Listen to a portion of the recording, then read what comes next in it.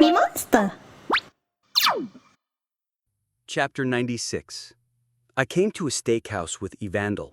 It was a famous restaurant, and as expected, it was packed with people. I'll help you with your order. Yes, can we have 8 steaks, the most expensive ones? Yes? The waiter tilted his head. Evandel and I could easily finish 8 dishes, 3 for me, 5 for Evandel. 8? Yes, and all medium, please. Yes? After ordering, I noticed other customers giving us strange looks. Even though Seoul had many foreigners, Evandel's appearance naturally drew attention. For this reason, I kept my sunglasses on. That way, people would think Evandel was a child of a Western noble and I was her guard or attendant. Our first order arrived, a steak with garlic. Evandel's eyes sparkled at the savory smell and appetizing presentation. I cut the steak into bite-sized pieces and handed them to her. Evandel's hands trembled with excitement as she stabbed her fork into a piece. Then she put it in her mouth. Evandel quivered in ecstasy. After that, her hand moved quickly from piece to piece. I watched her silently, then spoke when I saw the chance. Evandel, do you think you could stay home alone for the weekend? Evandel, who was chewing, suddenly stopped. She looked up at me, silent, not chewing the steak in her mouth, just staring at me with her fork in hand. For some reason, I felt uneasy. To think she would stop eating. She's not going to cry, right?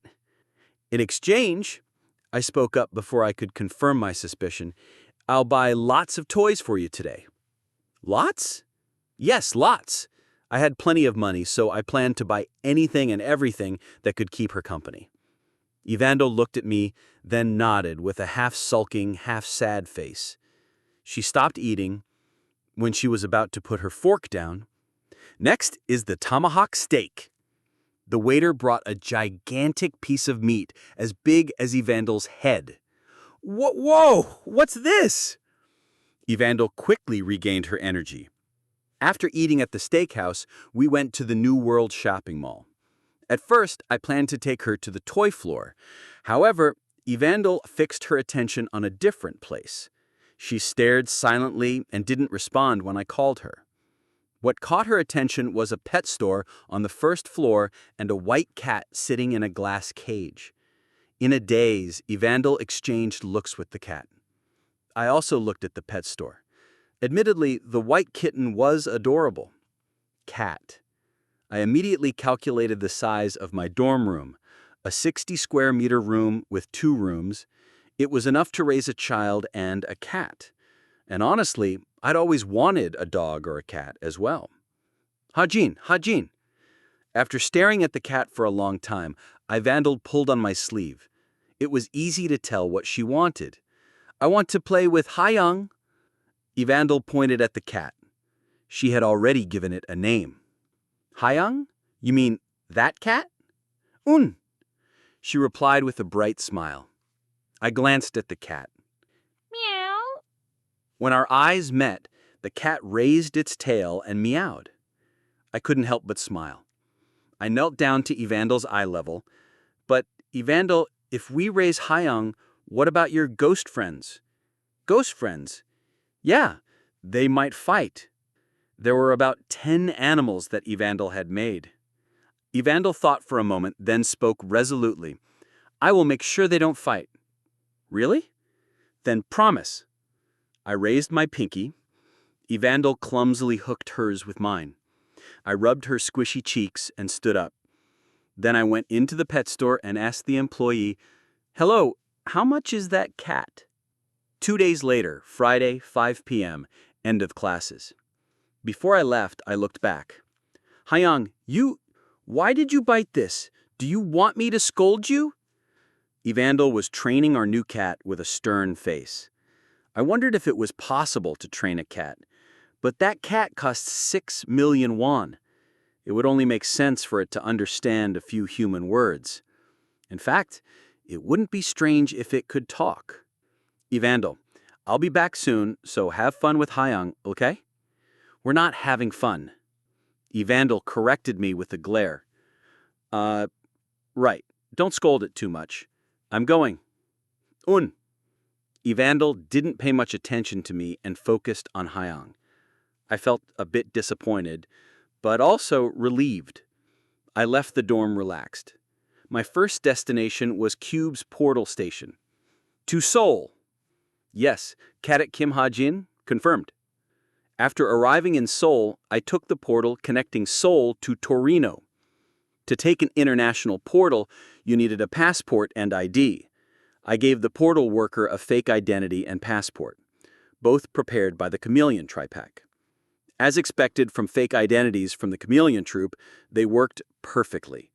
The portal worker didn't give me any suspicious looks. I arrived in Italy in just 30 minutes. Interesting. Southern Torino looked completely unfamiliar. It was to be expected since it was a foreign country, and even in reality, Italy was a rather special place. The reason was obviously the mafia. Italy's government was anti-mafia on the surface, but the reality was different. In my setting, Italy's mafias weren't just organized crime syndicates. They cooperated with the government during monster outbreaks, and a few large mafia families operated publicly, disguised as guilds. In a way, they were freedom seekers operating within the law. Of course, there were exceptions. In any case, the mafia formed their headquarters in Torino and Milano, far from the central government. Important characters in these regions were the Corleone family and the Firmin siblings. The Corleone family was the biggest mafia family in Milano and Torino, and the Firmin siblings were elite soldiers groomed by the mafia family. In other words, I was currently on my way to kill a member of Italy's biggest mafia family. No, this mission could have come from the Corleone family itself. After all, my target used his position to soil the family's reputation. Little apprentice, over here. As I was moving stealthily to the hotel, someone called me. A lethargic yet deep voice. I turned toward the voice. Eh? There I saw Boss. She raised her hand without any change in her expression, almost like a child waiting for the traffic light to change. Same time, Cube's martial arts training room. Oh, I'm so tired. China Yun let out a sluggish breath and collapsed on the floor. Kim Suho, who had been sparring with her, didn't know where to look. Her training uniform was stuck to her skin from sweat, highlighting her chest. But China Yun didn't care and glanced sideways. Yu Young-ha was sitting nearby, deep in thought. Yu Young-ha, what are you doing? I even found you a sparring partner. Yu Young-ha avoided China Yun's gaze, then replied briefly, I'm just thinking about something. Currently, Yu Young-ha was thinking about last night. Why was Kim Hajin with that child? And who was she? A daughter? No. It was impossible for a 17-year-old to have such a grown-up daughter. So then was she his niece? No. An orphan couldn't possibly have a niece. So then could it be that he's a lolicon? No way. Kim Ha-jin is not that kind of person. Yu Yanya flinched at Chain Ayun's question. What about Jong Hak? Nothing. I was just wondering if you got rejected. Yu Yanya clenched her teeth. Rage suddenly rose in her heart. Mentioning Shin Jong Hak, she was already annoyed because he rejected her offer to study together. Yu Yanya blurted out angrily. Oh right, Nayun, Kim Ha-jin says he doesn't like you anymore. What are you talking about? Are you crazy? Oh, is that true? Even Kim Suho showed interest. Yu Yanya shrugged. Of course.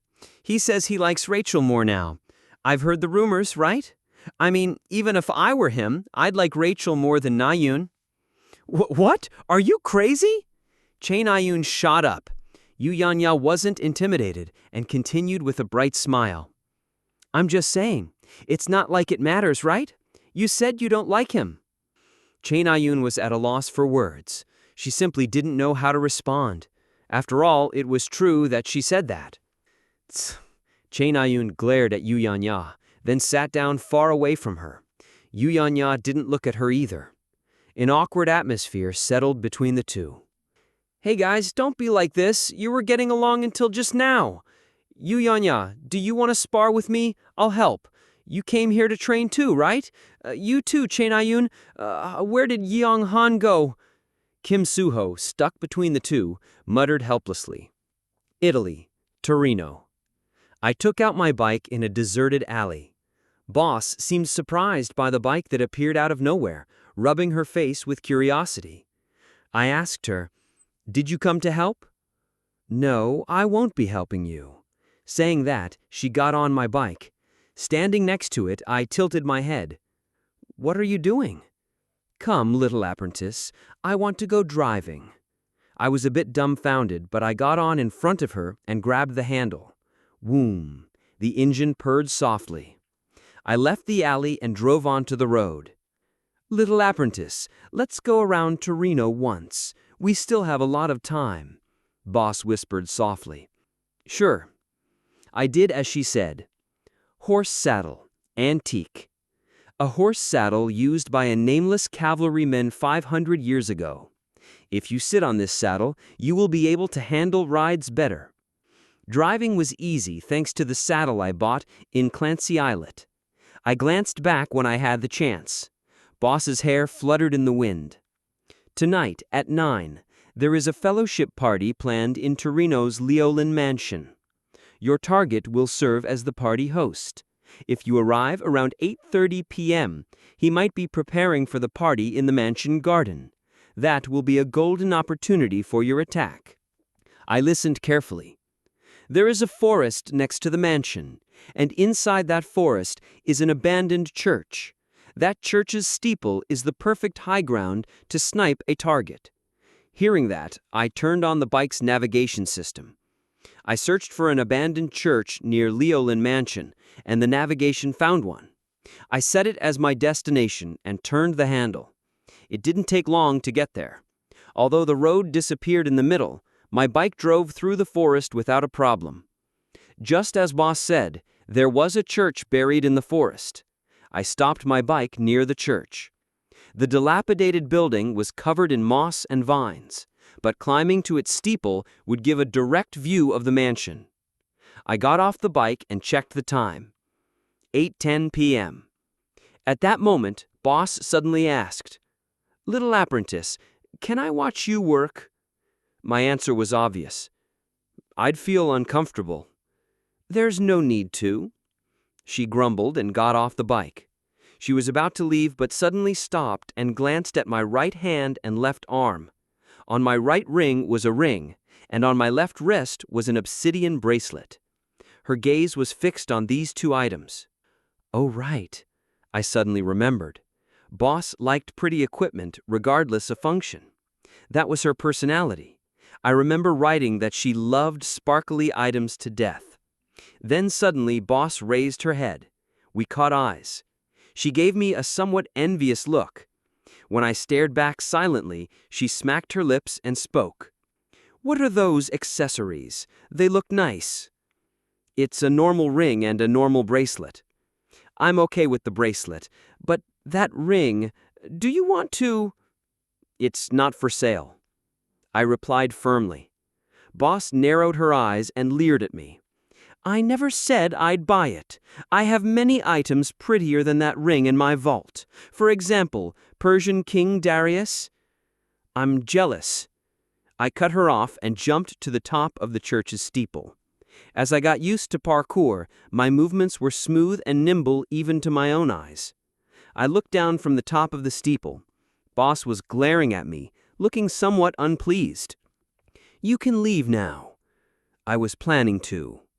Only then she turned away and left. I checked the time with my smartwatch. 8:30 p.m. Then I peered at the mansion using the 1,000-mile eyes. It was about a kilometer away, a distance most heroes could cover in 30 to 40 seconds. Factoring in the time it would take to react to the assassination and find my location, I predicted I had a minute. In other words, I had to escape in 1 minute. I took a deep breath and took out the Desert Eagle. Fusing it with Stigma's magic power and Aether, the Desert Eagle transformed into a vicious anti-material sniper rifle. Scan. Random consolidation system activated 3 times. First on the Desert Eagle, then Aether, then my bullet. The numbers I got were 25, 31, and 22. I could regret this later, but what else could I do? Today's luck isn't that good, huh? Even with less than ideal luck, I was using a modified bullet. To erase evidence left on the corpse, I added a property to the bullet that made it vaporize after penetration. Since I also planned to use plenty of Stigma's magic power, a single bullet should be enough. 8:35 p.m. I covered my face with the mask I brought and peered at the distant mansion with the 1,000-mile eyes. Preparations were underway in the garden. Waiters, champagne bottles, food, music. Among them was my target. I held my breath and raised my gun. I checked my target's figure from a kilometer away. The target was a Caucasian man with a handsome beard and well-defined facial features. He was shouting at a group of waiters. "Andiamo, it's a move fast burger." I didn't understand what he was saying, but I had to kill him before the fellowship party began and more eyes were watching. I fixed the man's figure in my sights and put my finger on the trigger. Chapter 97. Paulo Bettina Fermoon and Vanessa Jareel Fermoon stood together in the hallway of Leolin Mansion, gazing out the window. Below, in the garden, they watched Siemens shouting at the waiters. "I hope it will go well," Vanessa murmured. In truth, Vanessa Fermoon was the one who had requested the Geronimo mercenary to assassinate Siemens. She couldn't stand the thought of a filthy cockroach like him tarnishing their godfather's honor. "I'm sure it will. They're the Geronimo, after all," Paulo replied. "No, I think we provided too little compensation. What if they do things half-heartedly?" For the infamous Geronimo mercenary, killing a member of the Italian mafia was a trivial matter. Vanessa hadn't offered a particularly great reward either. Of course, Vanessa and Paulo had considered handling the matter themselves, but they quickly abandoned the idea when they realized how risky it would be. In the mafia, killing a member of one's own family was the most heinous crime. It was condemned even if done through proper procedures. And Siemens was someone who had gained the trust of the branch chief. Vanessa clenched her teeth and muttered. At that moment, she met Siemens's eyes through the window. He looked at her with a lustful smile, his serpentine eyes scanning her in a way that made her skin crawl. "Tsk, I hope the Geronimo show no mercy," Vanessa prayed inwardly. "May he burn to ashes." I didn't pull the trigger right away. I noticed a faint blue light surrounding the garden, a mana barrier, a defensive mechanism to block outside attacks. For a mafia family's gathering, it would have been strange not to have such security. Breaking the barrier seemed possible. It didn't look particularly strong, probably because the party hadn't started yet, and they were saving mana by lowering its intensity. My anti-magic attribute should be able to pierce a mana barrier of that level. I poured almost all of Stigma's remaining magic power into the bullet, imbuing it with anti-magic. Then I took a deep breath. Once I pulled the trigger, there would be no turning back. I would be killing someone, whether human or jinn, I didn't know, but it was a resolve I needed to make. I had to survive in this world for at least the next 10 years, and during that time, I would have to kill many people. These murders would be out of necessity. I needed to be bolder. My emotions needed to be dulled even further. I hoped today's experience would serve as the trigger. Clenching my teeth, I aimed at the target. Was he human or jinn? I hoped he was a jinn, but if so, what was the difference between a human and a jinn? Did jinns deserve death? What about humans? Was I supposed to hesitate to kill them? Was I killing a character in a novel or a living, breathing person? All sorts of thoughts swirled in my mind, making it chaotic. I closed my eyes, then reopened them, cooling my head. There was no answer to these questions, and I didn't have time to distinguish between reality and imagination or question my morals. I put my finger on the trigger and pulled it slowly. The trigger moved softly, then clicked at the end. I pushed it through. There wasn't a loud noise, only the sound of leaves rustling in the wind. The bullet shot out of the muzzle at incredible speed. There was a tiny gap between the firing and the impact, but the target couldn't escape in that time. The bullet's anti-magic attribute crushed through the mana barrier, and the target, standing in the garden, was shot dead, his eyes still open. Boss watched the scene from afar. Kim Ha-jin's bullet shattered the mana barrier and pierced the target's head. The fragments of the barrier fell on the collapsed target like snow. White bullet, blue glass-like shards, and crimson blood. The harmony of the three painted a beautiful picture. Boss quietly closed her eyes. Crimson blood. Hot blood. The target wasn't a djinn. Bodyguards rushed to the scene. They guessed the sniper's position from the target's posture and began racing forward. Boss opened her notebook. Kim Ha-jin's location was displayed in real time. He was already running away, quickly reaching the city streets and slowing down at a certain point. It seemed he got off his bike. Boss began to run to where he stopped. 1 minute was enough. He was sitting on the terrace of a coffee shop wearing sunglasses and a suitcase beside him. Boss felt a bit proud. Was that the attitude of someone who had just killed a man? But she soon realized she was wrong.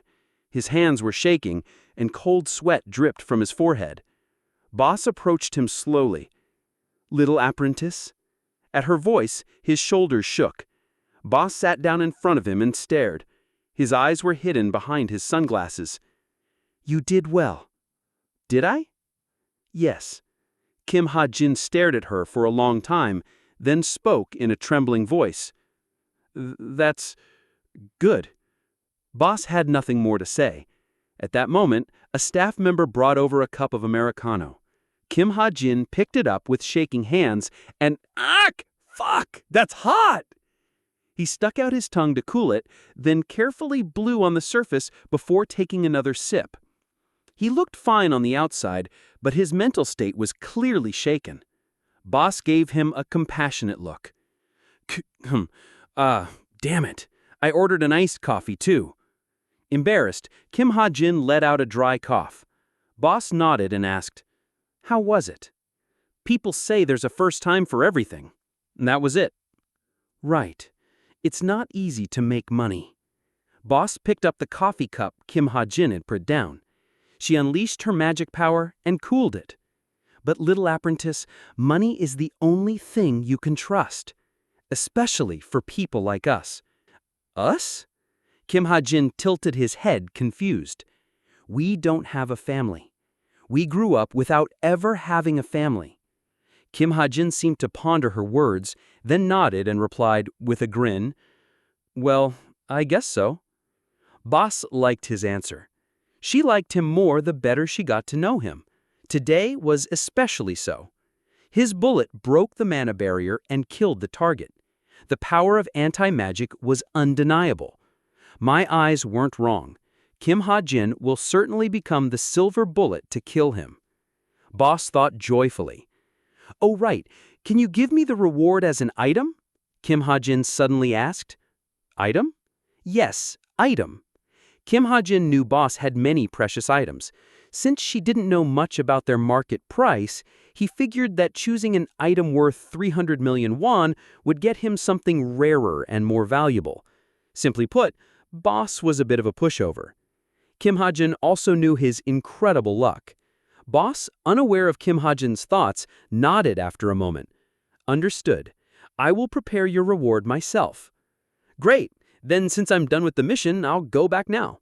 Have a nice day, Li Xiaoping, SSI." "If I knew it would end so quickly, I wouldn't have bought that cat," Kim Ha-jin muttered. And he got up to leave. But Boss grabs his sleeve before he could leave. "Wait." "Yes?"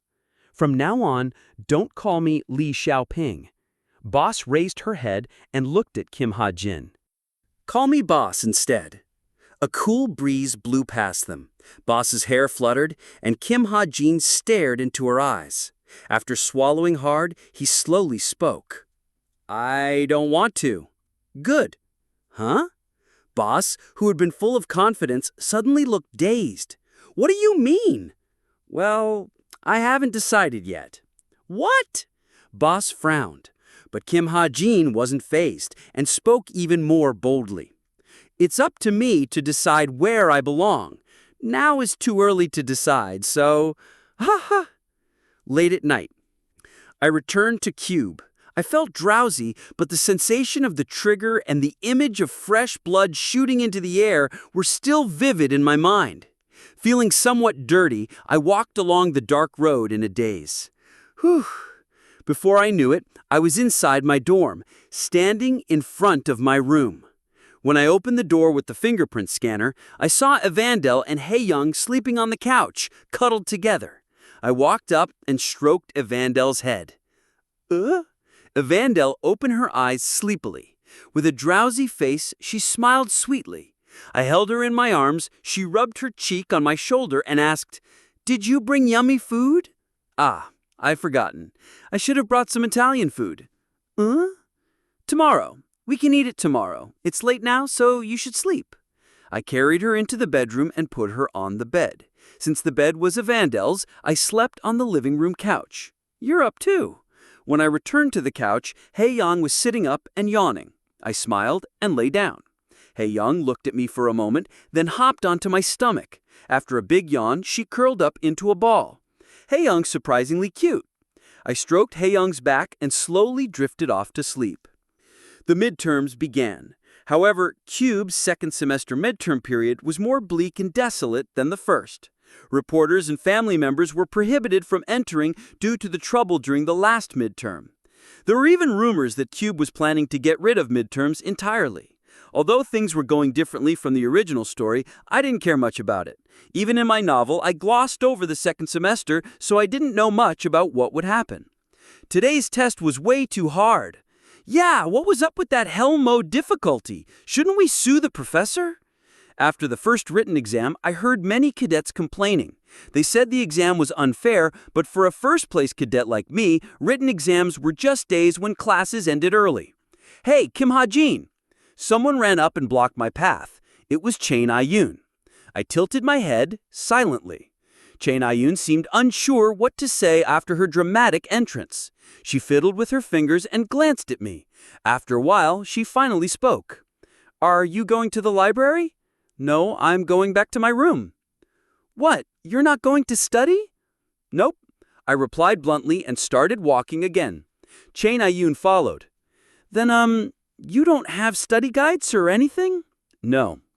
Chain Ayun's shoulders flinched. She blocked my path again and stared into my eyes, looking a bit pitiful.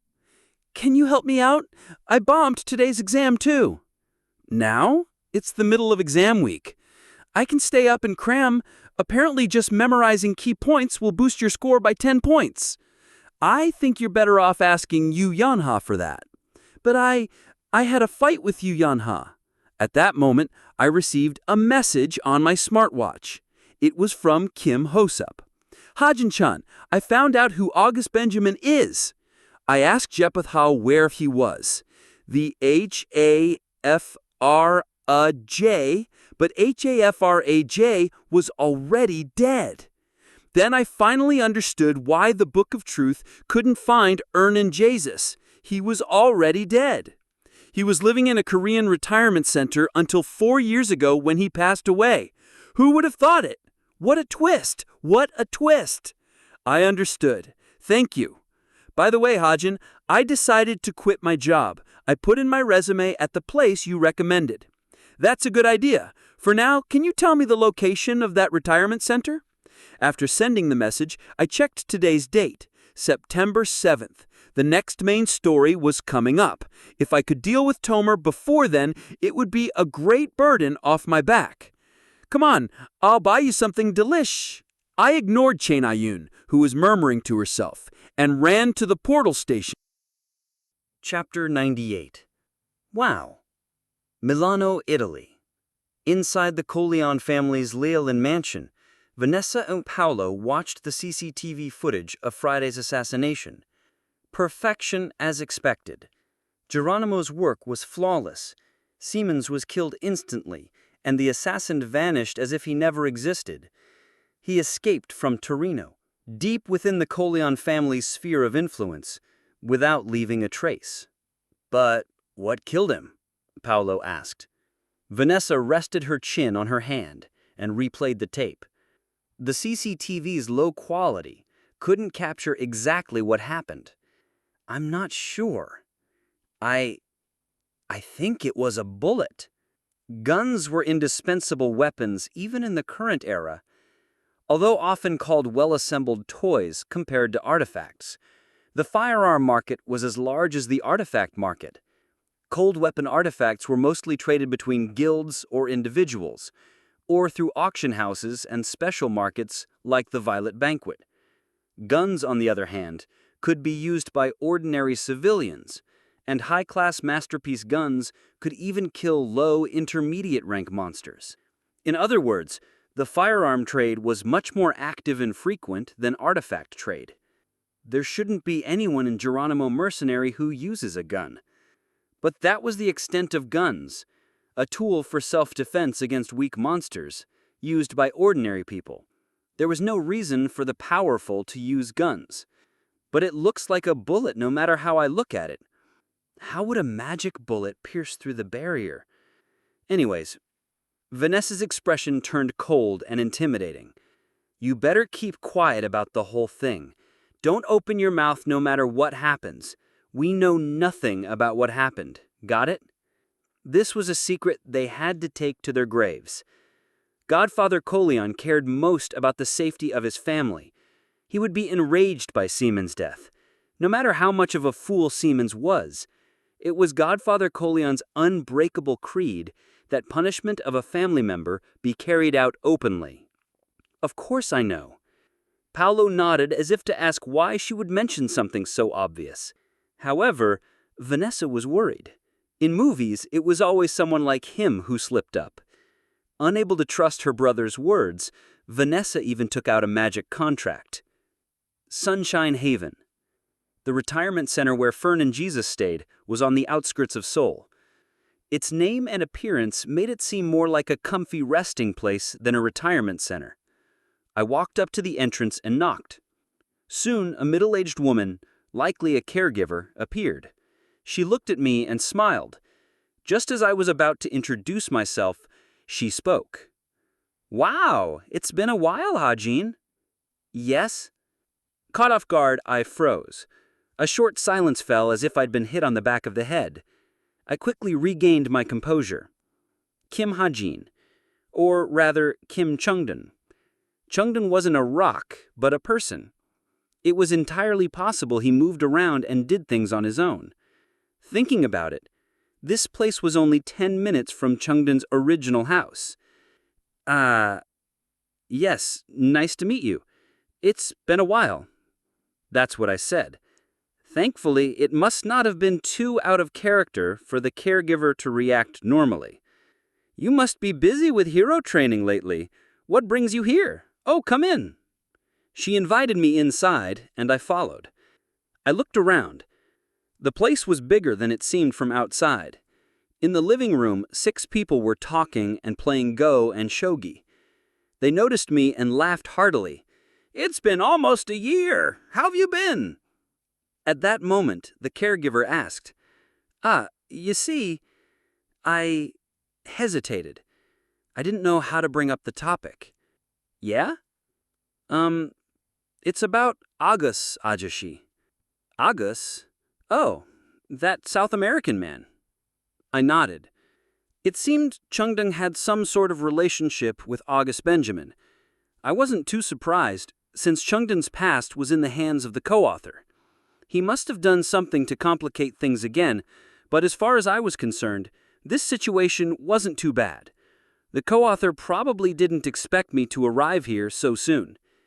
I was wondering if there was anything he left behind. Let me think. I don't think he specifically asked us to take care of it, but there was something. A letter. Huh? Oh, yes, a letter.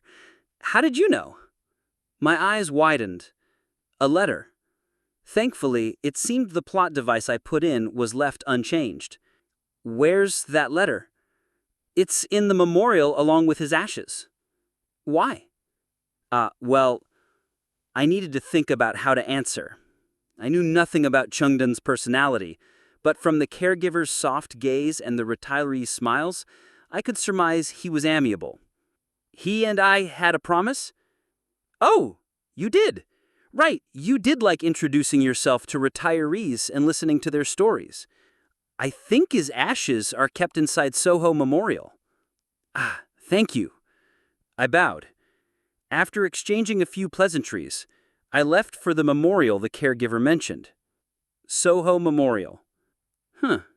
It was my first time at a memorial. Like going to foreign countries, I was experiencing many new things in this world. I scratched my neck and walked inside. There were thousands of urns, but my 1,000-mile eyes quickly located the name I was looking for. August Benjamin, written in Korean. His urn was placed inside a drawer along with a letter. Letter. Just as the caregiver said, there was an old letter next to his urn. I walked up to the drawer. However, I withdrew my hand before opening it. I already knew what was inside. It shouldn't be me, but his daughter who opens it. But what if the content was different?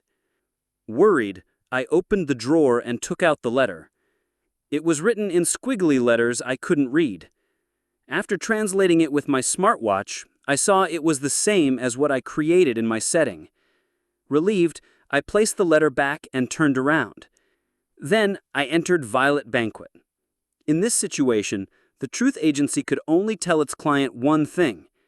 We have located Fern and Jesus. The price for the information will be 300 million won. If you'd like to hear the answer, please complete the payment. Same time, Cube's penthouse. While Kim Hajin was reading August Benjamin's letter at the memorial, Yu Yun Ha received a report from Team 3 of the Falling Blush. Volunteer work? Team 3 had reverse-traced Kim Hajin's past, and Yu Yun Ha discovered a new piece of information. Yes, from when he was 11 to when he entered Cube, he seemed to have volunteered often in orphanages, retirement centers, and nursing homes. Volunteer work? Yu Yun Ha pondered. Born an orphan, but realizing his talent and entering Agent Military Academy. It was a beautiful rags-to-riches story.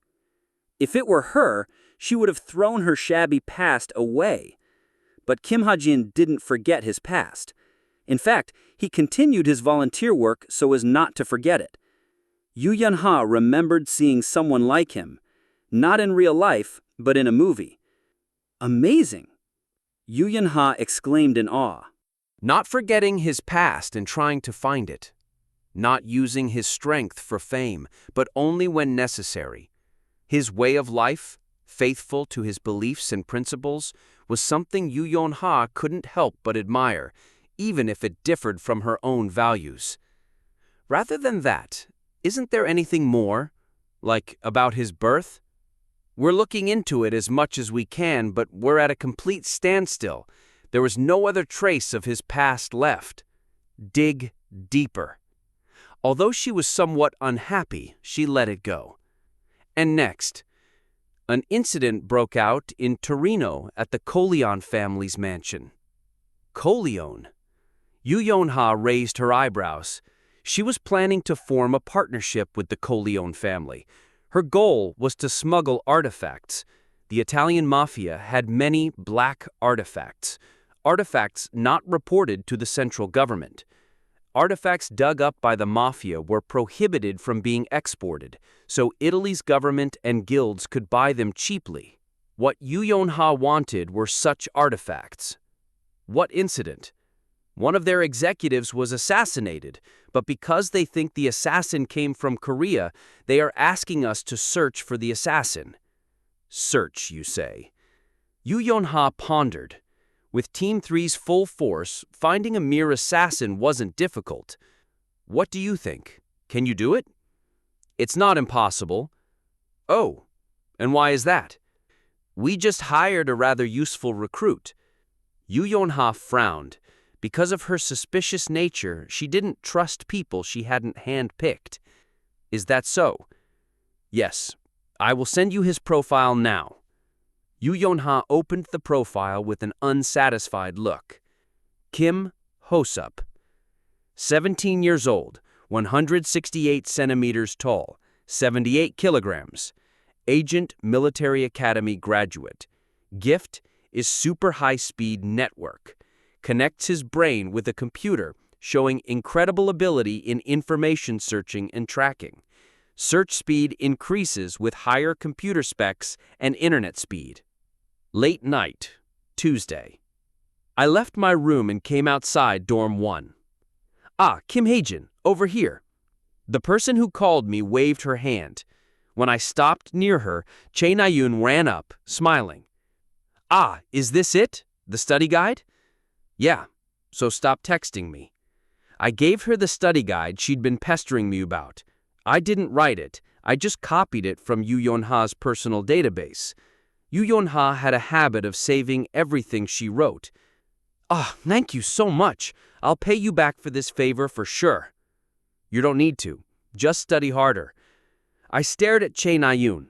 Lately, she seemed more and more pitiful. I just felt like helping her. I didn't even know what was right anymore.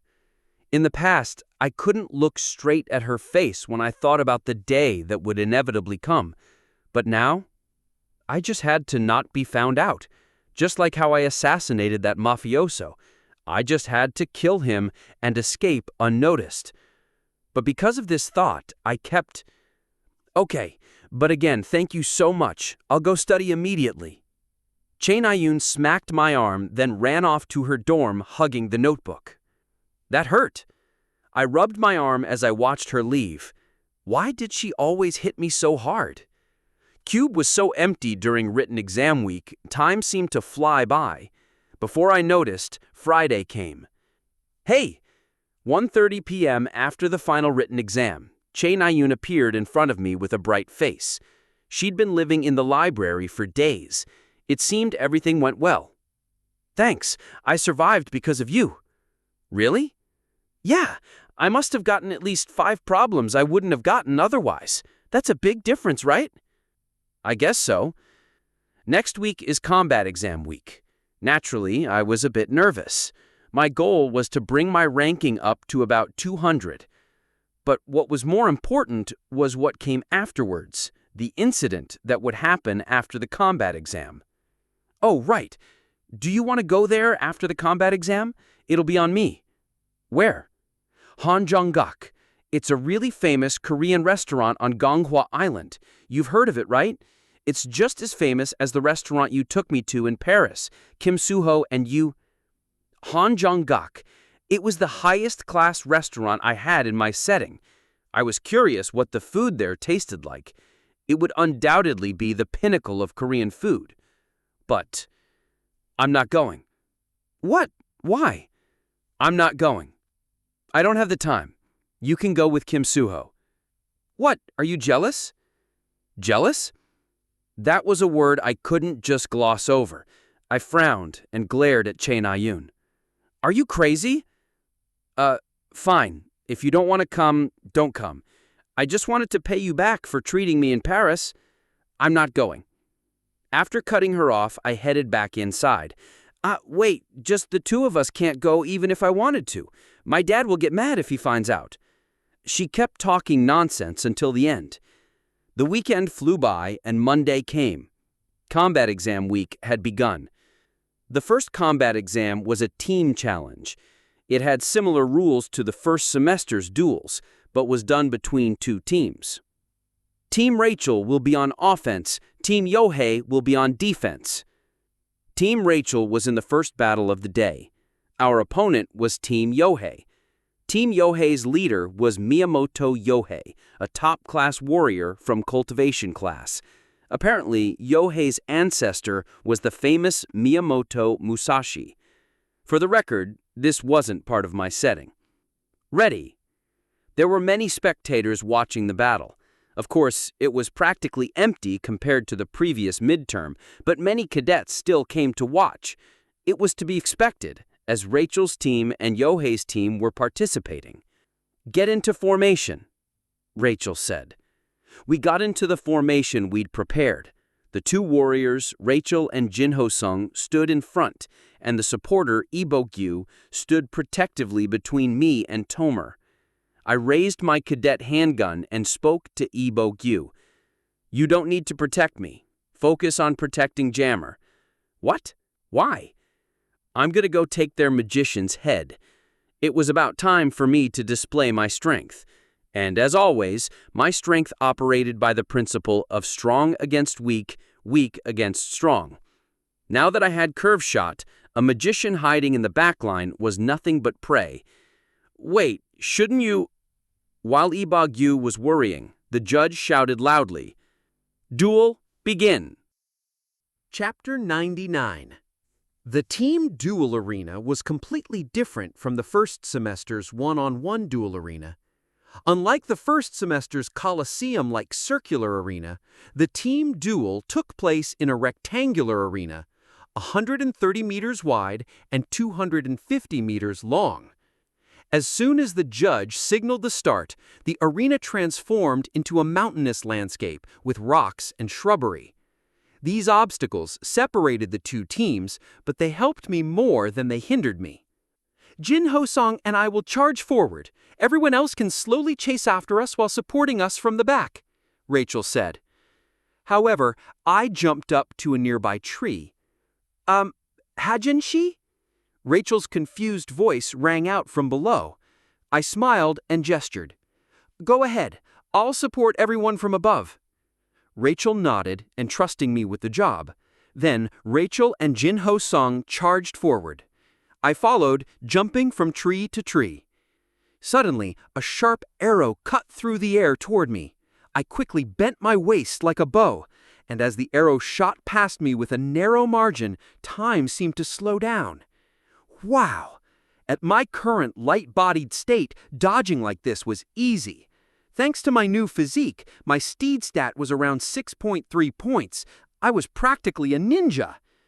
I turned toward the direction the arrow came from. The opposing team's archer shot a second magic arrow. This time I struck it down with a bullet. Although the bullet disintegrated on contact, it still managed to twist the arrow's path. The archer frowned. It seemed he didn't want to fight me. "Dayun, handle their sharpshooter!" he shouted to a teammate behind him, then aimed his bow forward where Rachel and Jinho-sung were charging. I glanced at the battlefield. I felt like I could hear a clear background music of freedom. The heck? Yohei looked like he came straight out of a manhwa. Standing in the middle of the battlefield, he was biting on a tiny branch with his eyes closed. He looked comfortable and at ease, even with Rachel and Jinho-sung charging straight at him. His katana was still in its sheath. "Ronin, be free and wild like the wind." By the time Rachel and Jinho-sung got in range, Yohei blurted out some incomprehensible words and opened his eyes. When Rachel's rapier and Jinho-sung's saber were about to cut him down, the katana flashed with a cold light. A quick draw. The katana soared up in response to the rapier and saber. Yohei parried both attacks like lightning and counterattacked with a beam of light. His sword was lighter than wind, yet fiercer than a storm. I watched the clash of three warriors in a daze.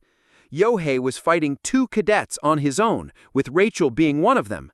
Still, they were evenly matched thanks to all sorts of buff magic and extra magic power supplied by his teammate.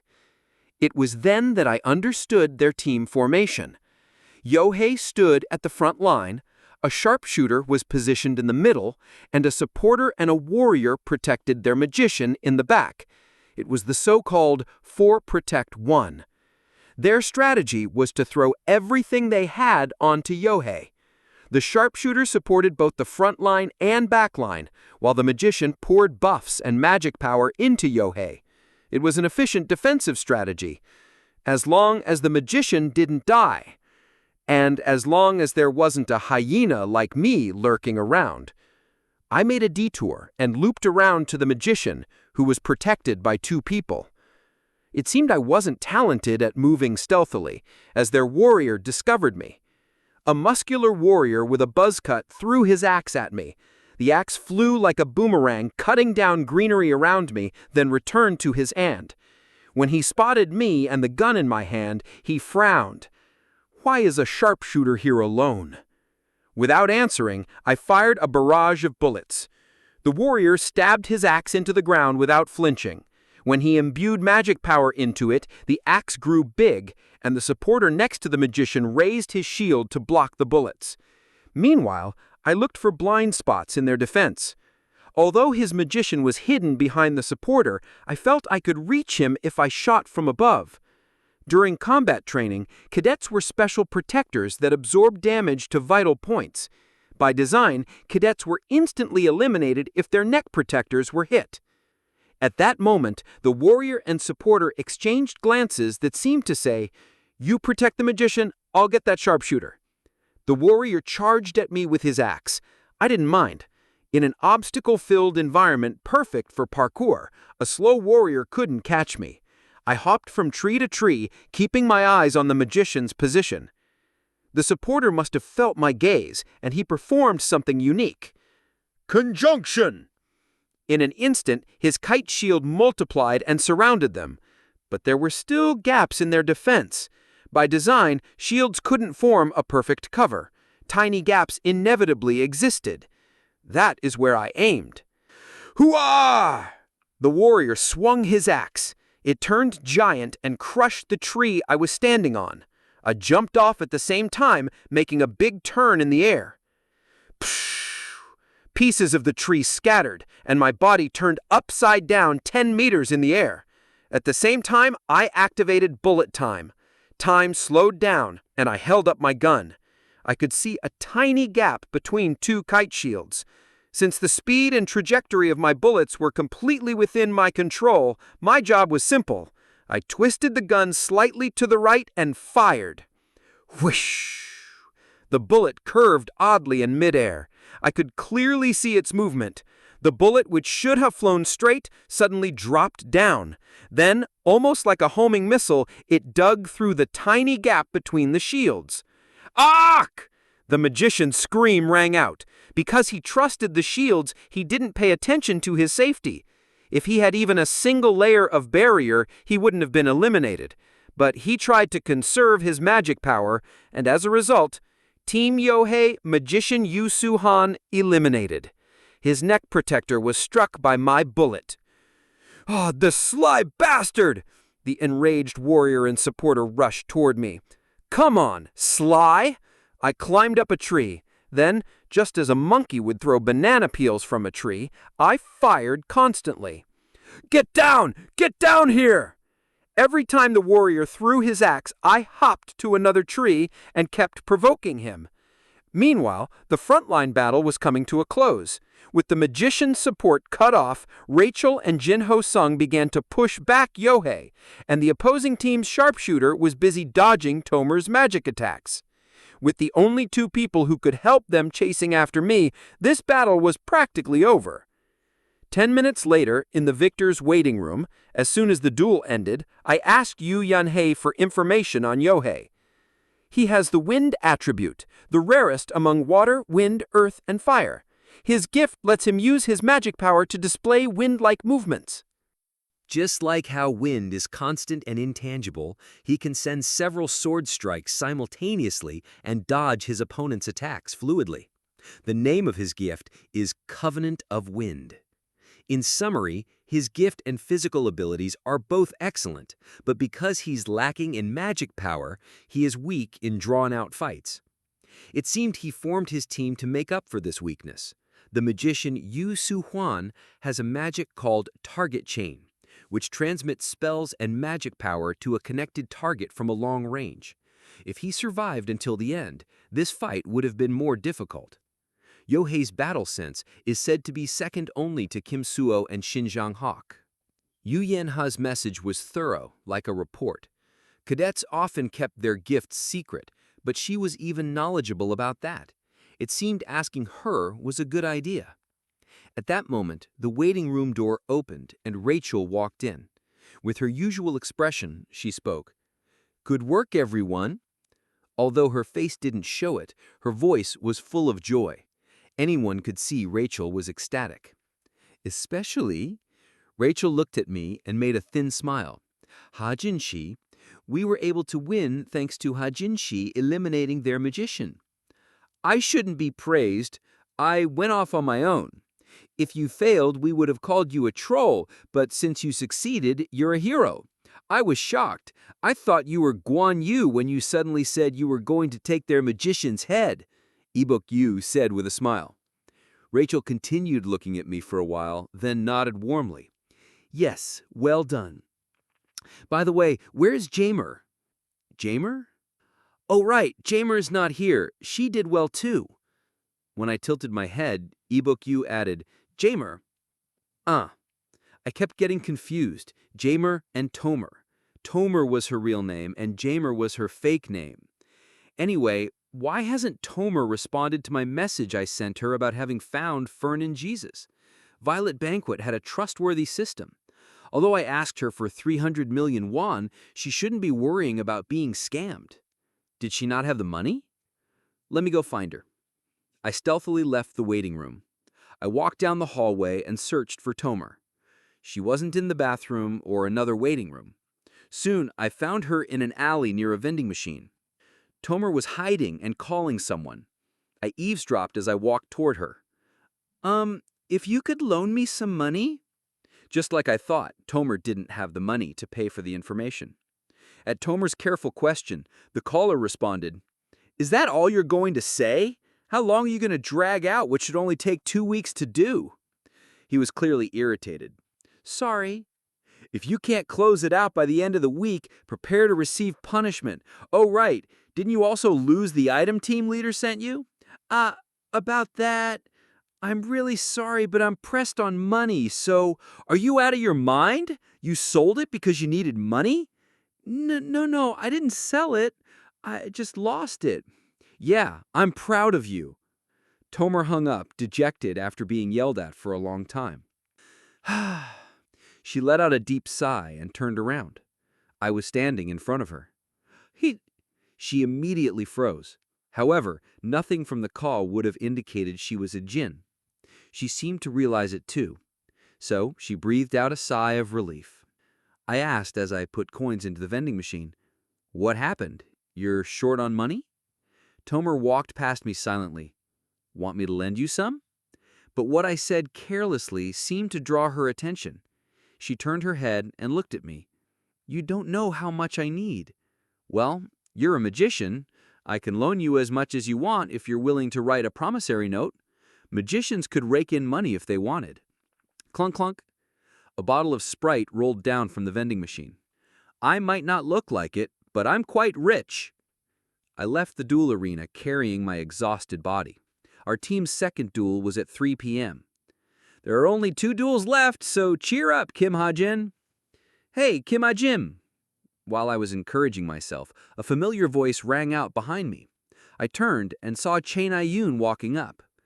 Kim Suho wanted me to tell you he liked your match. Kim Suho did? Yeah, he went straight into his own match. By the way, how did you do that? Do what? Your bullet curved. What trickery is that?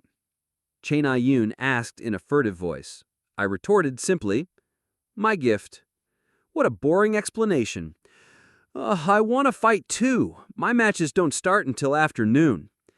I see. I tried to ignore her and go on my way, but I stopped because I saw someone in front of me.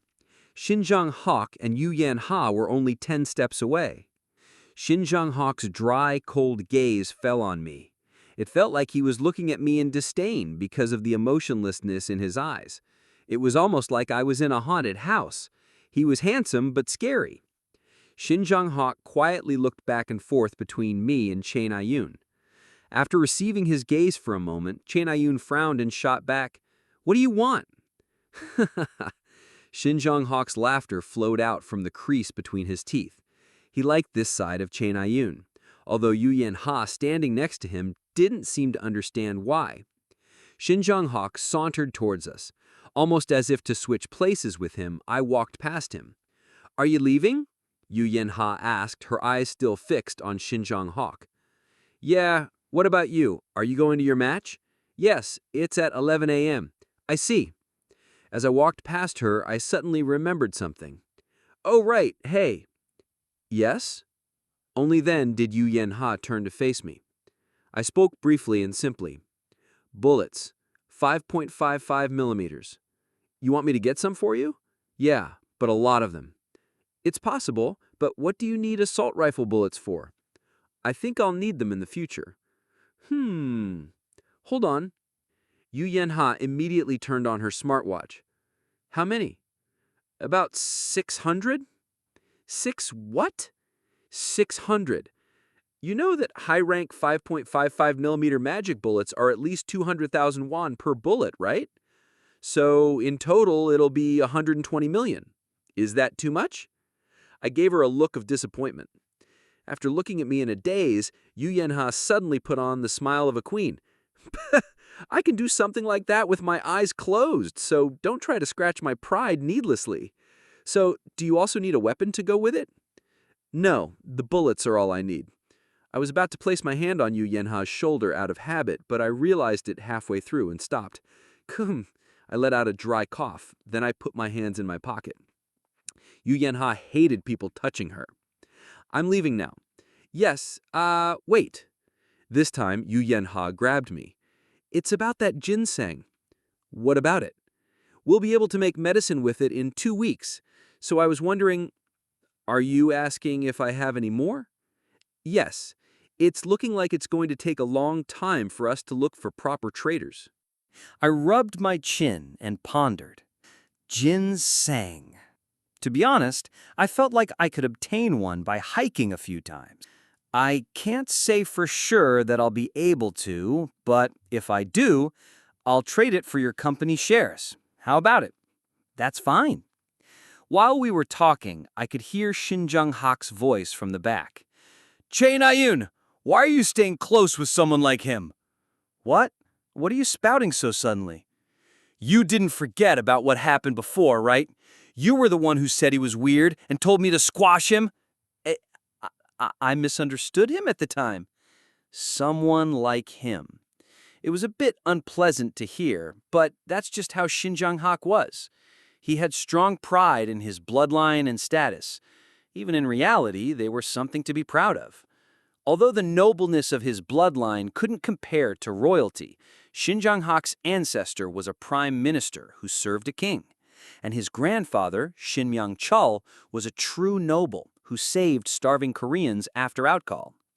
Just ignore him. Shin Jung-hak doesn't know much about you, Yu Yen has said as she studied my face. I don't really mind. I walked past them and trudged to the lounge area. 7 p.m. All my team duels ended and I returned home exhausted. Hajin! Hajin! As soon as I opened the door, a vandal scurried up to me with a sullen face. Hajin! Hajin! Hayang scratched me! She put her right arm out with teary eyes. I looked at her arm and saw a very light scratch mark. I swallowed my sigh. One of the rules of childcare: never look bothered by your child. How? I don't know. Hayang is a meanie. Hayang, you meanie! Evandel turned to Hayang and shouted. I also looked at Hayang. She was on the couch, yawning and acting self-important. She scratched you even though you didn't do anything wrong? I didn't do anything wrong. Would a cat scratch someone for no reason? I looked around the room. Cat treats were sprawled on the floor. The treat was called chudo, and it was delicious even for humans. I told Evandel to give it to Hayang only once per day, but I was doubtful. But even if Evandel was curious and liked eating, Evandel, did you do something like touching Hayang's treat, right? Evandel flinched. You did? No, I just wanted to know how yummy it was because Hayang liked it so much. I only wanted a taste. Evandel made excuses, and I watched her, slightly dumbstruck. Then suddenly, my smartwatch rang. It was a message from Rachel. Hajin Shi, happy birthday. This is my gift. Good job on the duels today. Let's go to a karaoke once exams end. Birthday? I tilted my head.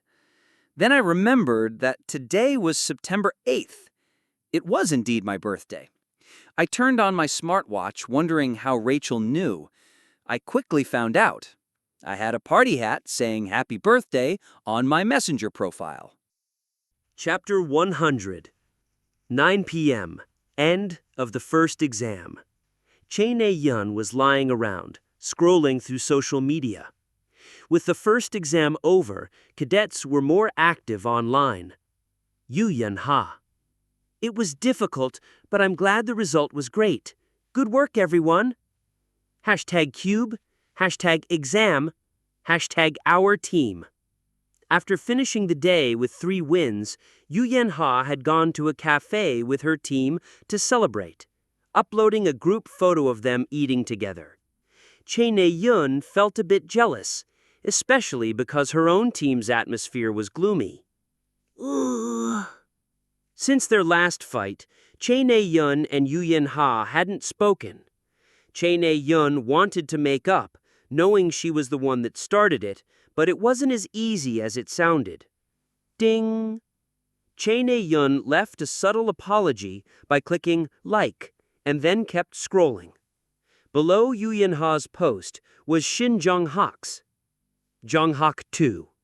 3 wins, 0 losses. #cube, #Shin Jong-hak, #Jong-hak, #exam, #hero, #overwhelming victory. Shin Jong-hak also posted a group photo, but his looked more like a ruler surrounded by his lackeys. I wonder when this guy will be cured of his 8th grade syndrome. Chae-na-yeon snickered and continued scrolling. She found a rather interesting photo. It was from Kim Soo-ho, who had over 20,000 followers, with Master Sharpshooter Hajin, Cube's sole gunner. Is this guy kind or evil? The photo seemed to have been taken after the archery competition, but the difference in their expressions was striking. Leonidas 357, it's nice to see you smiling. Yunsung_A, I also monitored this year's class competitions. Hajin C and Suho C were both amazing. What is this Oni doing here? Yunsung A's comment clearly showed her ulterior motive. After teasing her a bit, Chae-na-yeon left the app and opened her messenger. While scrolling, she noticed something. Kim Ha-jin had a party hat emoticon on his profile. So today is his birthday, Chae-na-yeon murmured absent-mindedly. At first, she was going to keep scrolling, but then she entered a gifticon shop. She wondered if there was anything she could gift him, but nothing caught her eye. I guess a cake will do.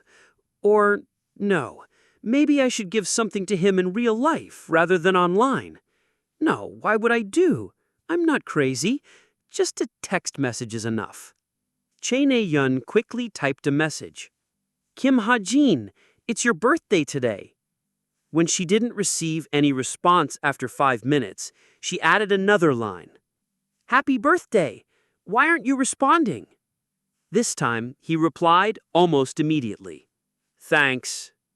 Why is he so cold? Chae-na-yeon pouted and put down her smartwatch. Thursday. Midterm exams ended. I took 4 exams in total, 2 team exams and 2 individual ones. Although I didn't do well in the individual exams, my team results were good enough to put me in the top 200. Next year, I should be able to get a bigger dorm room. But grades weren't my main concern right now. Will this be enough? I bought a pinnacle grade magic bag. It looked like a normal duffel bag, but it was enchanted to carry up to 200 kilograms.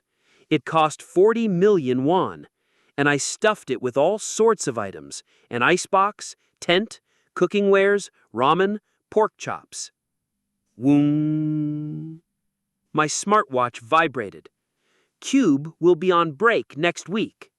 Cadets will receive a 70% discount on foreign travel when using cadet cards. This was a notification that classes were canceled next week. This was likely due to an external investigation. Investigators wouldn't find anything special, but Jin's would have to lay low. There will be a field trip sponsored by Jinsung Foundation next Thursday. First years can join on a first-come, first-served basis. This was an important event. During this field trip, the main cast would encounter a ghost, the most wicked of all, the ghost of the past. This ghost would transport the cast to the year 1970, soon after the onset of Outcall. Of course, it wasn't the real past, but a necessary event for the cast. Not only Kim Suho, but also Shin Jung-hak and Yoo Yin-ha would... Ah! Evandel's shout interrupted my thoughts. Startled, I turned to her. Evandel was staring at Hyang in shock. I followed her gaze. In Hyang's mouth was the boneless chicken Evandel had been eating. Hyang! Hyang, put that down now! When Evandel tried to run, Hyang quickly bit down on the chicken. Evandel stopped immediately. Okay, Hyang, let's calm down. Calm down. Who? She held her hands up, trying to calm Hyang like she was handling a hostage situation. Right, calm down. That's not something a cat can eat. But chump. Hyang chewed the chicken, ignoring Evandel. Immediately, Evandel's expression crumbled. I glanced at Evandel's plate. It was empty. Hyang had eaten the last piece. Eee! Hyang! You stole my food! I chased after Hyang, but Hyang was quick, and Evandel was slow. Unable to catch her, she ran into my arms and began to sob. Hajin! Hyang ate my chicken! Don't worry, she won't die. Hyang wasn't a normal cat. She had a noble bloodline, with a grade 4 mana affinity. Animals with higher mana affinity had higher recovery rates, longer lives, and greater intelligence. Such animals were called mystical animals. No, not that! She stole my food! Oh, that's the problem. After calming Evandel, I left my dorm and walked to Cube's Park. I had a few appointments this evening. Over here! Yoo Yin-ha waved from a remote area of the park. Even though it was dusk, she wore sunglasses. My first appointment was with her. I saw a suitcase next to her. When I approached, Yoo Yin-ha handed me the suitcase. Here are the bullets you asked for. Each magazine carries 45 bullets, so there are 900 bullets in here. Great, thanks. Oh, wait, there's something else. She handed me some sort of protector. What's this? I tilted my head. Yoo Yin-ha grinned. A wrist protector. Monday was your birthday, right? It's quite expensive, so use it well. I planned to give it to you on Monday, but as you know, everyone was busy with exams. Oh, thank you. I put on the wrist protector. Oh, it's great. It fits tightly, and I can feel it protecting my wrist. Yoo Yin-ha looked satisfied and then turned away. Then I'll be leaving now. Yeah, thanks again. I waved as she left. Next up was karaoke. Cube had an entertainment district for cadets' mental health. Karaoke, land cafe, bowling alley, pool hall, and arcade. Most cadets gathered here after exams. When I arrived, my teammates were waiting. Yo, Kim Hajin! Jinho Sang waved. Everyone wore casual clothes, but I was still in my cadet uniform. Rachel's outfit stood out. Her pink sweater and blue jeans suited her. The main character always shows up late, eh? Oh, I'm sorry. I had an appointment before this. Since we're going to karaoke, I felt a bit proud. I still had my singing gift. Now that Hajin Si is here, let's go in. Jinho Sang led the way. The karaoke bar was loud, with many cadets singing in different rooms. Rachel peeked through the windows, looking mystified. Jinho Sung went to the counter and showed his cadet card. For 6 people. Thank you. You can go into room 17. Rachel, overhearing this, marched forward, murmuring, "Room 17, room 17. Room 17 wasn't far. Rachel went in first. As I was about to enter, the door to room 16 opened. Eh? The person who came out looked at me and widened her eyes. I reacted the same way. Kim Hajin, you're here too? Yeah, you too? I'm here with my friends. What about... Chenayan peeked through the half-open door of room 17 and saw Rachel. She nodded with somewhat disapproving look. Well, have fun. Wait. Chenayan, you're going to Jinsung Foundation's field trip, right? Huh? Yeah, I am. Why? Are you also going? I have nothing better to do, so I applied. At that moment, someone pulled on my sleeve. It wasn't Rachel, but Tomer. What? Tomer spoke with her eyes. Ah, okay. Hey, Chenayan, I'm going in now. Yeah, bye. Chenayan shooed me away. Next, I had a short talk with Tomer. When we went into room 17, Jinho Sung was looking to reserve a song, while Rachel, for some reason, had 2 tambourines. All right, I'll be the first one to sing as we discussed in our group chat. Rachel C. is next, right? Rachel's shoulders shook. Drrr, drrr. The tambourines in her hands shook too. Jinho Sung's song began. Horse, let's run. He bounced as he sang an exciting rock song, but he stopped after the first verse. As Rachel was up next, Jinho Sung grinned mischievously and handed her the remote. Rachel hesitated, then picked a song. The accompaniment started, and we waited for her to sing. This barushing wind. His voice was pretty, but that was it. She ignored the beat and tune, singing as if reading a book. Pfft. I heard someone's mocking laugh. Outside the door, Chenayan was laughing, holding her belly. Ooh, I'll also stop after the first verse. Rachel's singing ended. Thankfully, she only sang the first verse. She wiped sweat from her forehead and handed me the remote, looking satisfied. Did she think she sang well? Here. Ah, yes.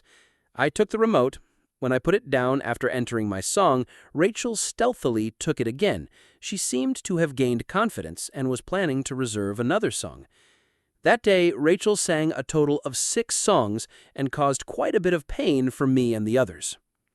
Next Thursday, it was finally D-Day, the field trip organized by the Jinsung Foundation, the turning point of the main story. The participants were the same as in the original, except I was included. What good weather!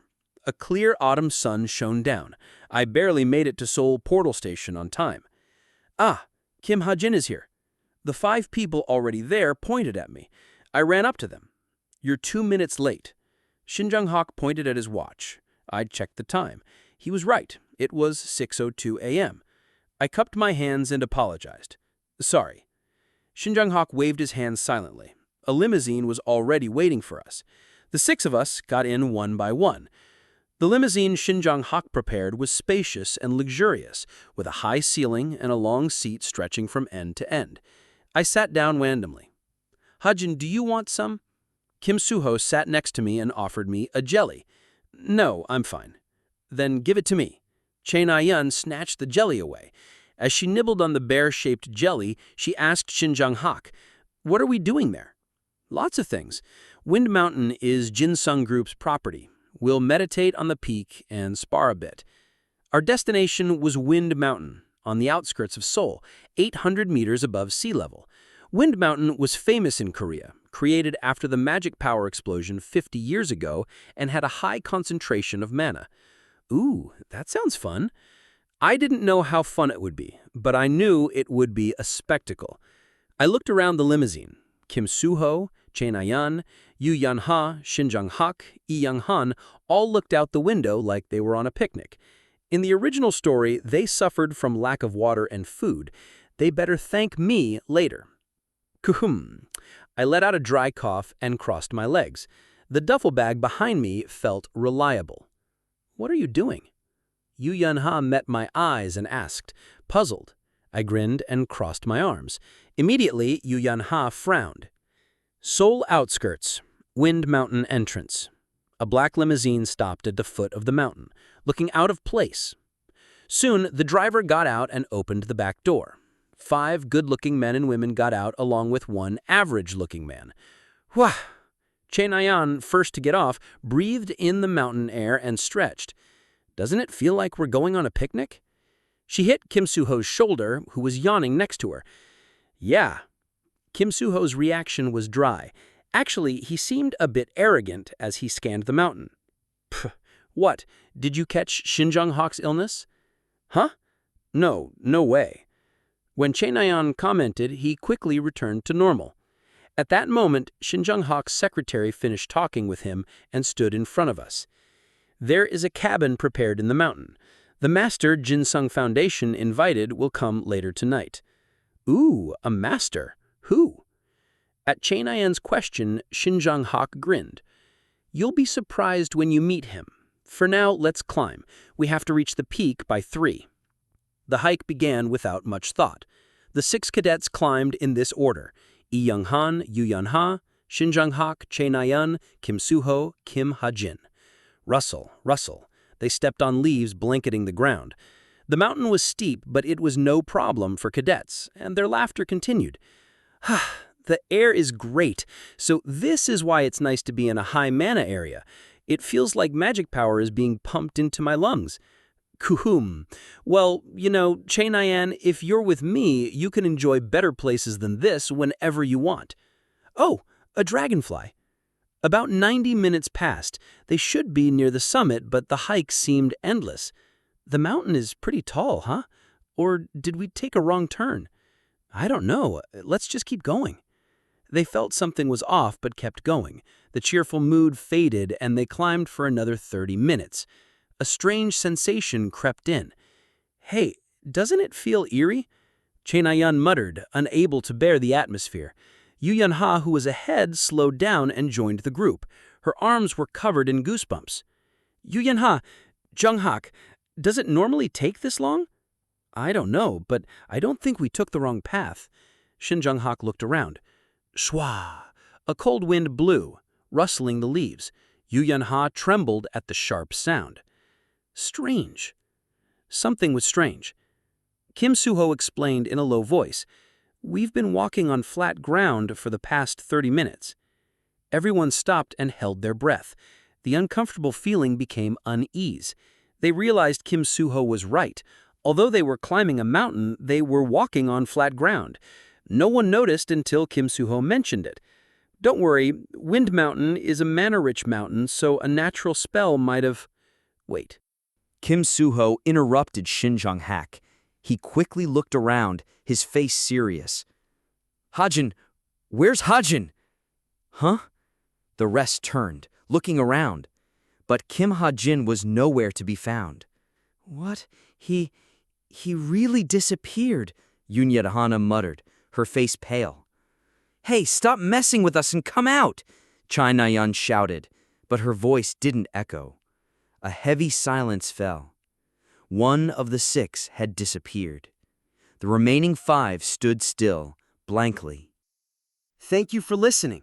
If you enjoyed this story, don't forget to subscribe, comment, and like the video. Have a suggestion? Let me know in the comments.